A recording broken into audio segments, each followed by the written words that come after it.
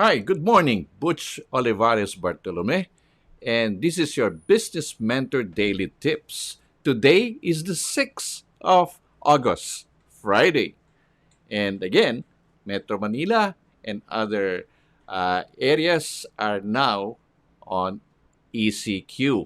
But again, let's be productive. Let's think of safety. Let's think of helping each other. And today we would like to sort of share with you this interview with this dynamic lady.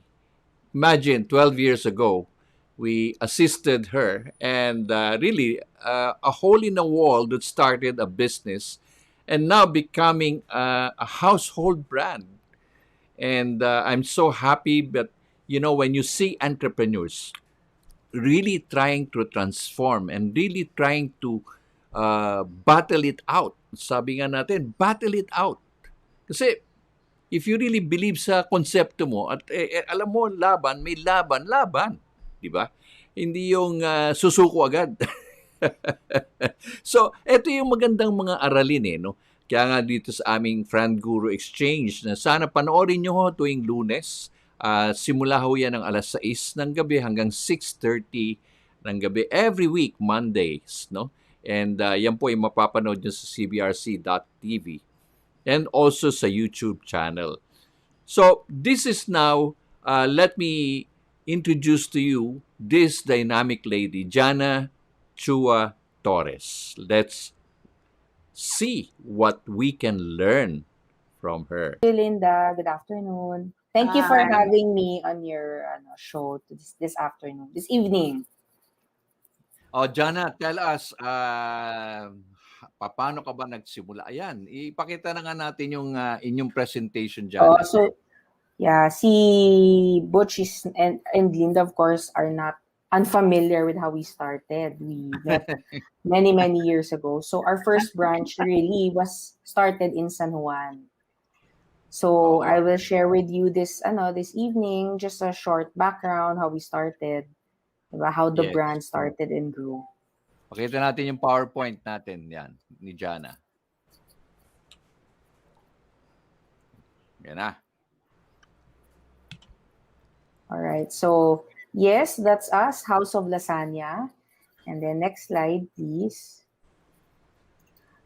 So you can see there by Chef Eric Kongmon. He's the founder.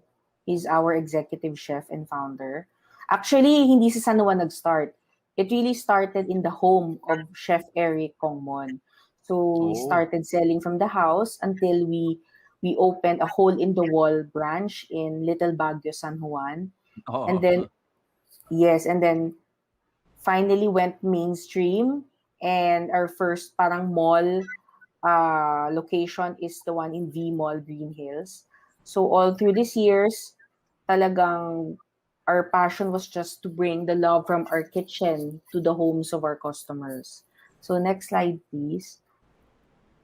And that's how we were able to reach more and more of our customers.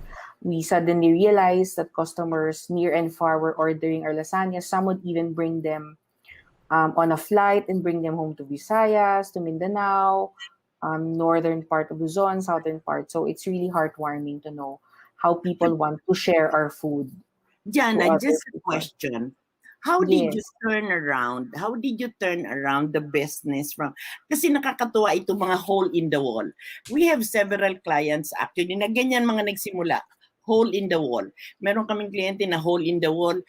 Ewan ko kung nasaan na siya. Ang dami niya ng branches. So, how did you turn around the business from a hole in the wall to a really a mainstream brand.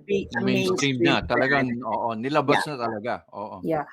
So, yes, that's right. So, we started in San Juan. Most of our customers were the Chinese community in San Juan. And what really, it was really Ortigas who noticed us and offered us a space in V Mall Green Hills.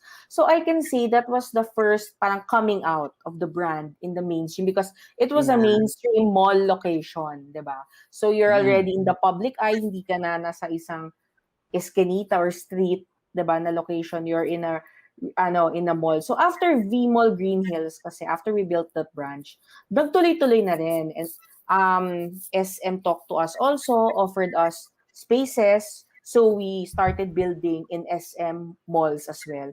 So although we may not have budgets as big as the other big brands to really make it to make the brand mainstream, I guess our mere presence sa and we were picky with the location, so we landed an SM Mega Mall, Robinsons Ermita, at the start SM Mall of Asia, V Mall Green Hills. So these were prime mall locations at the time. So kumbaga yun na yung parang pinaka-walking billboard namin, I guess. Mhm. And when people go to these malls na high traffic, that's how you slowly parang become mainstream, diba? Because you raise awareness for your brand na starting. So that's really how we slowly came out with the brand and In your introduce ourselves. in your first location in Ortigas was really a place where people just walk by, correct?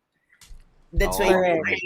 you were able to establish the top of mind because they always see House of Lasagna, correct? And Right.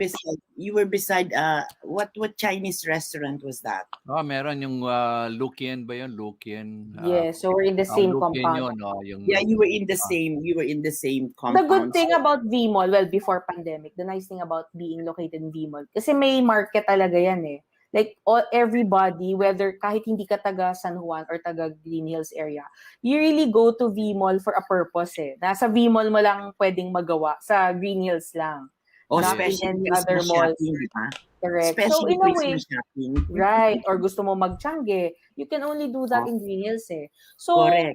we were tapping a market na expanded, hindi lang limited to the San Juan crowd.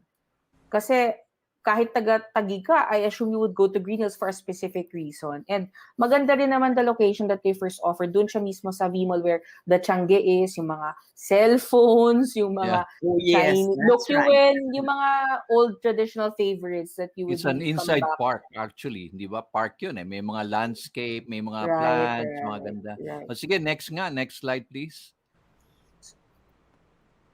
So, yeah, so this is today. Our main commissaries in Katipunan. We have branches in Makati, Lipa, BF Homes, and actually we're also opening this month in Angeles, Pampanga, and Kamuning, our Oh, Kamuning you branch. see? Who's talking about being in the midst of pandemic or lockdown, Jannah? No, we feel very grateful. We feel very grateful that in this trying time, we are able to survive and even expand, diba? So those two actually, Kamuning and Angeles, are franchisees in fact.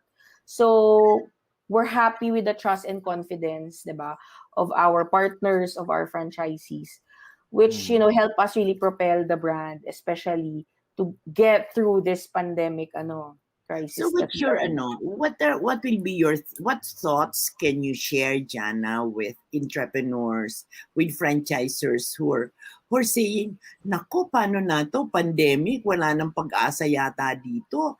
The business is going down." You are the reverse. You're the opposite.